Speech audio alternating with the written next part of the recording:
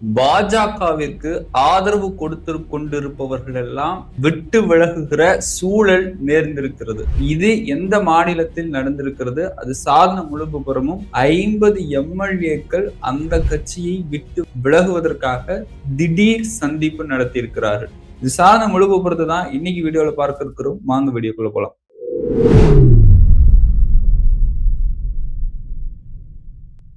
கோபாசை நண்பர்களுக்கு வணக்கம். நான் உங்கள் சின்னா. இது அரசியல் களம் தொடர்ந்து பேசுவோம், உண்மையை உறக்க சொல்வோம். நம்ம சேனலை மறக்காம சப்ஸ்கிரைப் பண்ணிக்கோங்க. இந்த வீடியோவை ஃபுல்லா பார்த்துட்டு உங்களுடைய கருத்துக்களை மறக்காம கமெண்ட் பாக்ஸ்ல தெரிவிச்சிருங்க. உங்களுடைய கருத்துக்கள் எங்களுடைய ஆதரவுகள். பாஜகவுக்கு தொடர்ந்து ஆதரவு கொடுத்து கொண்டிருப்பவர்கள் பாஜகவை விட்டு விலகுகிற சூழல் உருவாகி இருக்குது. அந்த சூழலுக்கான காரணங்கள் என்னென்ன? இப்ப ராஜஸ்தான் அரசியல்ல பரபரப்பான சம்பவம் நடந்திருக்கு. அந்த சம்பவத்தோடைய முழு பின்னணி என்ன அப்படின்னு நம்ம கேள்விகளோடு இந்த வீடியோவை தொடங்கலாம். முதலாவது, ராஜஸ்தான் பாஜகவுடைய ஆட்சியில தாங்க இருக்கு. எங்கெங்கெல்லாம் வட மாநிலங்கள்ல தொடர்ந்து பாஜக தன்னுடைய ஆட்சியில கோலோச்சி கொண்டிருக்கிறாங்கன்னு சொல்லலாம். அந்த வகையில ராஜஸ்தானிலையும் தன்னுடைய ஆட்சியில் இருக்கிறாங்க. அப்படி இருக்கிற பட்சத்தில் இந்த நேரத்துல வசுந்தரா ராஜி சிந்தியா, நீங்க இவங்களை கேள்விப்பட்டிருப்பீங்க. இவங்க ராஜஸ்தானுடைய பிரபல பாஜக முகம் அப்படின்னு சொல்லப்படுறாங்க. இப்ப இவங்களுக்கு 50 எம்எல்ஏக்கள் இருக்கிறாங்க. அந்த 50 எம்எல்ஏக்கள் திடீர் சந்திப்பு நடத்தி இருக்கிறாங்க.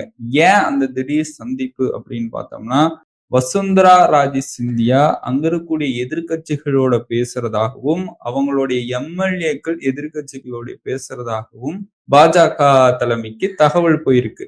இப்படி இருக்கிற பட்சத்தில் எங்கெங்கெல்லாம் சட்டமன்றத்துல எதிர்கட்சிகள் அமர்கிறாங்களோ அங்கங்கெல்லாம் சிசிடிவி கேமராக்களை பொருத்தி இருக்கிறாங்க.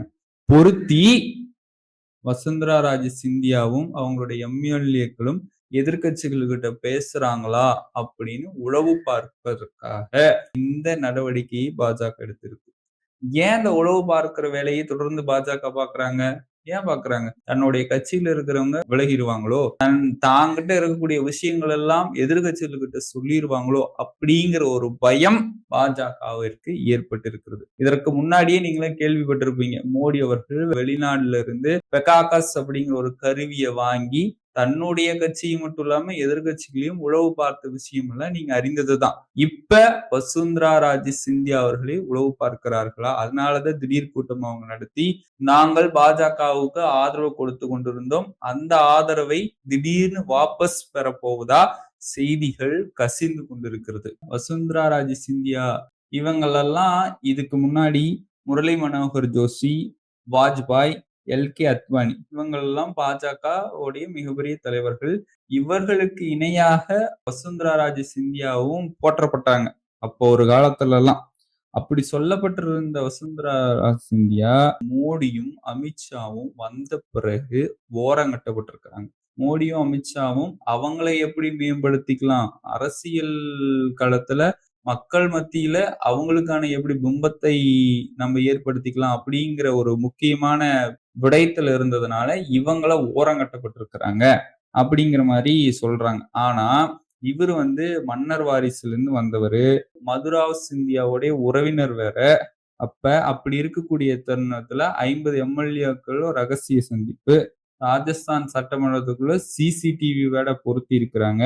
மிக முக்கியமா எதுக்குன்னா இவங்கெல்லாம் எதிர்கட்சிகள் கிட்ட பேசிட்டு வராங்க அப்படிங்கிற ஒரு விஷயத்தினாலதான் இந்த சிசிடிவியும் பொருத்தி இருக்கிறாங்க. வசுந்தரா ராஜே சிந்தியாவை இதுக்கு முன்னாடியே ஓரங்கட்டப்பட்டிருக்கிறாங்க. அதாவது கடந்த சட்டமன்ற தேர்தலில் முதல்வர் வேட்பாளரா நிறுத்தப்படுவாங்க அப்படின்னு சொன்னாங்க. அதுக்கப்புறம் எந்த பதிலும் இல்லை.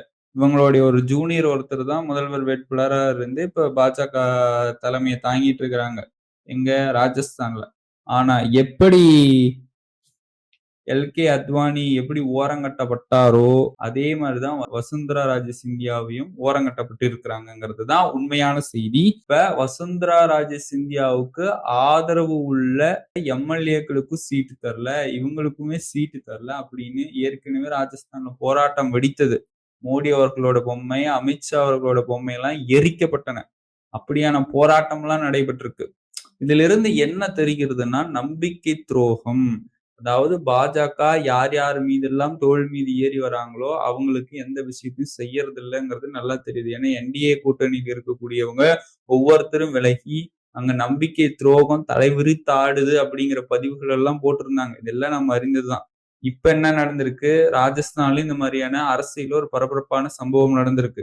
இது மட்டும் இல்லாம, துணை குடியரசுத் தலைவர் தேர்தல்ல நிதிஷ்குமார் பங்கெடுக்கவே இல்லையாம். இப்ப நிதிஷ்குமாருக்கும், அமித்ஷாவுக்கும், மோடிக்கும் ஏதோ ஒரு பக்கம் மோதல் போயிட்டு இருக்கு. சந்திரபாபு நாயுடு அவர்களும் ஒரு விஷயத்த சொல்ல வராங்க. நான் இத்தனை நாளா ஆதரவு கொடுத்துட்டு இருந்தேன் பாஜகவுக்கு. பீகார் தேர்தலை பொறுத்து அந்த ஆதரவு நீடிக்குமா இல்ல கலைக்கப்படுமா அப்படிங்கிற ஒரு விஷயமும் இருக்கு. பீகார் தேர்தல்ல ஒட்டுமொத்தமா பல மோசடிகள், இந்த ஸ்பெஷல் இன்டென்சிவ் ரிவிஷன் காரணமா பல மோசடிகள் செய்து கொண்டிருக்கிறாங்க. அந்த விஷயத்தெல்லாம் வைத்து சந்திரபாபு நாயுடு அவர்கள் ஒரு பிளான் போடுறாங்க. இதற்கு மத்தியில அமித்ஷா டெல்லியில பாஜக தலைமை, பீகார்ல இருக்கக்கூடிய பாஜக தலைவர்கள் எல்லாம் கூப்பிட்டு ஒரு மீட்டிங் போட்டிருக்காங்க. அந்த மீட்டிங்ல அமித்ஷா முதல்வர் வேட்பாளர் பின்னர் அறிவிக்கப்படும் அப்படிங்கிற சொல்ற பட்சத்திலேயே நிதிஷ்குமார் அவர்கள் ஒண்ணு சொல்லியிருக்கிறாரு. எனக்கு இந்த தடவை போன தடவை விட ஒரு சீட் அதிகமா வேணும் அப்படிங்கிற மாதிரி சொல்லியிருந்தாங்க. சிராக் பாஸ்வான், ராம்விலாஸ் பாஸ்வானுடைய மகன் சிராக் பாஸ்வான் ஒரு பக்கம் எனக்கு 40 சீட்டு வேணுங்கிறாங்க. ஆனா பாஜக என்ன நினைக்குது, தனியா, அதாவது ஜேடியூவோட கூட்டணி வச்சதுனாலதான் பாஜகவே அங்க ஆட்சிக்கு வந்தது. ஆனா தனி பெரும்பான்மையா ஆட்சியை பிடிக்கலன்னு நினைக்கிறாங்க. இதெல்லாம் நடக்காது. ஏன்னா ராகுல் காந்தி அவர்கள் போட்ட விதை ஓட்சோரி அப்படிங்கிற விதையினால இது எதுவுமே நடக்காது. ஆனா கூட்டணி கட்சிக்குள்ளேயே இந்த சீட் பிடிக்கிற விவகாரம் போயிட்டு இருக்குது. இந்த என்டிஏ கூட்டணியில் இருக்கிறவங்க கூட ஒற்றுமையே இல்லைங்க. ஆனா மத்த கட்சியும் சொல்லுவாங்க, நல்லா பேசிக்குவாங்க. ஆனா என்டிஏ கூட்டணிக்குள்ள இருக்கிறவங்களுக்கிட்டயே சீட்டு பிடிக்கிறதுல பிரச்சனை விவகாரமா போயிட்டு இருக்கு. இப்ப பாஜகவுக்கு ஆதரவு கொடுத்து கொண்டிருப்பவங்க எல்லாம் விலகக்கூடிய சூழல் வந்திருக்குதுன்னா, அதுக்கு மிக முக்கிய காரணம் ராகுல் காந்தி அவர்கள் தான். ஏன்னா அவரு போட்ட அந்த வெடி, ஓட்சோரி அப்படிங்கிற வெடி. இப்ப இந்த ஓட்சோரி அப்படின்னு அவர் போட்டிருக்கிறாரு. அதுக்கு ஒரு சில ஊடகங்கள்லாம் அவர் சொல்றது பொய்யி. அவரு அமெரிக்காவுல போயிட்டு அந்த டாக்குமெண்ட் எல்லாம் தயார் செய்துட்டு வந்தாங்க அப்படின்னு ஒரு வெடிய போட்டுட்டு இருக்கிறாங்க. ஏங்க உங்களுக்கு அறிவு இருக்குதா இல்லையா? தேர்தல் ஆணையத்தின் சார்பா நடக்கக்கூடிய மோசடிகள் எல்லாம் அம்பலப்படுத்தும் விதமா டாக்குமெண்ட்ஸ், அதுவும் தரவுகளோட 6 மாசம் உட்கார்ந்து ஆராய்ந்து, கண் விழித்து, விடிய விடிய தூங்காம அந்த மாதிரி ஒரு மனுஷன் ஆராய்ந்து போட்டிருக்கிறாரு. கர்நாடகாவுல இருக்கக்கூடிய மகாதேவபுரா அப்படிங்கிற சட்டமன்ற தொகுதியில நடந்தக்கூடிய மோசடி எல்லாம். அதுவும் நீங்க சொல்றது எப்படி? அமெரிக்கால போய் டாக்குமெண்ட் அடிச்சுட்டு வந்தா VTN ஒரே அறைக்கு அறையில இந்த ஒரு ஆதாரம் போதும். ஒரே ஒரு அறைக்கு 10க்கு 10 இருக்கக்கூடிய அந்த அறையில 80 பேர் வசிச்சாங்களாமா. அந்த 80 பேரும் ஓட்டு போட்டாங்களாமா. ஒரே இதுல இருந்து. அத ஆங்கில பத்திரிகை இந்தியன் எக்ஸ்பிரஸ் போய் அங்க ஆய்வு செய்தாங்கல்ல. அப்படி யாருமே இல்லைன்னு சொன்னாங்களே. அப்ப இந்த ப்ரூஃபே போதும் அவர் எந்த அளவுக்கு ஆய்வு பண்ணி போட்டிருக்கிறாங்கன்னு. இதே மாதிரிதான் ராகுல் காந்தி அவர்கள் பீகார்ல வந்து VTN 0 அப்படின்னு போட்டிருக்கிறாங்க அப்படிங்கறதெல்லாம் ஆய்வு பண்ணி சொல்லியிருந்தார். இது எல்லாமே அங்க இருக்கக்கூடிய ஆங்கில பத்திரிகைகள் நேரடியாக போய் அந்த காலத்திலேயே ஆய்வு பண்ணி இருக்கிறாங்க.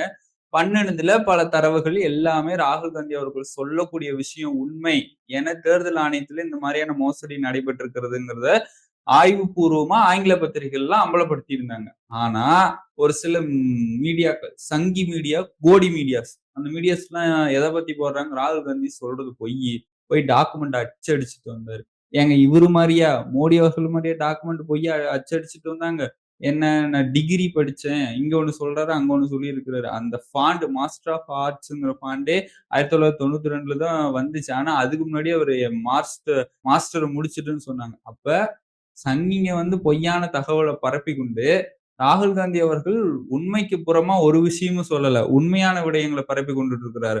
அவரை வந்து இப்படி அவதூறா நீங்க பேசுறது வந்து குறைத்து கொள்ள வேண்டும். கோடி மீடியாஸ் வந்து செய்யக்கூடிய வேலைகள், லீலைகள் இவ்வளவுதான் இல்ல. அந்த அளவுக்கு செஞ்சுட்டு இருக்கிறாங்க. அதெல்லாம் ஏற்கத்தக்கக்கூடிய விடயமாக இல்ல. இப்ப இதுக்கு வருவோம். ராஜஸ்தான் விஷயத்துக்கு. ஆனா என்டிஏ கூட்டணியில இருக்கக்கூடியவங்க இந்த சீட்டு விவகாரத்துல இல்லைன்னு நம்ம பார்த்திருந்தோம். அதுக்கப்புறம் இந்த ஓட்சோரி அப்படிங்கிற விஷயத்தினால பாஜக பெரும் பதட்டமே அடைஞ்சுட்டாங்க. ஏன் பதட்டம்? ஏன்னா ஆதாரத்தோட ராகுல் காந்தி அவர்கள் வெளியிட்டதுனால. இது மட்டும் இல்லாம இப்ப நடந்த துணை குடியரசுத் தலைவர் தேர்தல்ல ஒவ்வொரு எம்பிகளுக்கும் அமித்ஷா போன் பண்ணி தனித்தனியா பேசியிருக்கிறாரு. இந்த பயம் வந்துருச்சு. தோத்து போயிட்டாங்கன்னா பல இதுல தோல்வி, இதுலயும் தோத்து போயிட்டாங்கன்னா, அதுக்கு வேற பல விஷயங்கள், பல மோசடி செஞ்சுதான் அதுலயும் வெற்றி பெற்றிருக்கிறாங்கங்கிறதெல்லாம் அம்பலமாயிட்டு வருது. சரிங்களா? இப்ப ராஜஸ்தான்ல பாஜகவுக்கு கொடுத்து கொண்டிருக்கக்கூடிய ஆதரவு வாபஸ் 50 எம்எல்ஏக்கள் அந்த வசுந்தரா ராஜே சிந்தியாவுக்கு 50 எம்எல்ஏக்கள் இருக்கிறாங்க. திடீர் சந்திப்பு. அந்த கூட்டத்துல நிச்சயமாக பாஜகவுடைய நாட்கள் எண்ணப்பட்டு கொண்டிருக்குதுன்னு சொல்லலாம். அந்த அளவுக்கு தொடர்ந்து பாஜகவுல இருக்கிறவங்க ராஜினாமா செய்து போறாங்க. அவங்க சொல்லக்கூடிய ஒரு முக்கிய காரணம் நம்பிக்கை துரோகம், துரோகம் தலை விரித்தாடுகிறது. அவங்களுடைய சித்தாந்தம், கொள்கை எல்லாம் இப்ப மக்கள் மத்தியில் அம்பலப்பட்டு மக்கள் விழிப்புணர்வாக இருக்கிறார்கள். அந்த வகையில் பாஜக செய்யக்கூடிய துரோகம். இந்திய மக்களுக்கே துரோகம் செய்துட்டு இருக்கிறாங்க. ஜனநாயக படுகொலை, வாக்காளர்களை நீக்குறாங்க. 65 லட்சம் பேர் வாக்காளர்களை நீக்குறாங்க. எங்கெங்கெல்லாம் பாஜக ஆட்சிக்கு வந்திருக்குதோ அந்த மாநிலங்கள் எதுலயுமே வளர்ச்சி இல்ல. இதுதான் நிதர்சனமான உண்மை. அதனால இப்ப பாஜகவுடைய நாட்கள் எண்ணப்பட்டு கொண்டிருக்கிறது. பாஜக ஆளக்கூடிய மாநிலம் எல்லாமே பதட்டத்தில் இருக்கின்றன. அந்த பதட்டம் நீடிக்குமா? இல்ல பாஜக பின்னடைவு, அடுத்து வரக்கூடிய தேர்தலில் பாஜக வெறும் பின்னடைவு ஏற்படுமா? அப்படிங்கறத பொறுத்து இருந்து பார்ப்போம். இந்த வீடியோவை நீங்க ஃபுல்லா பார்த்திருந்தீங்கன்னா மறக்காம உங்க நண்பர்களுக்கு ஷேர் பண்ணிருங்க. மீண்டும் ஒரு அரசியல் களத்தில் நான் உங்களை சந்திக்கிறேன். அதுவரை உங்களிடமிருந்து விடைபெறுவது நான் உங்கள் சின்னா.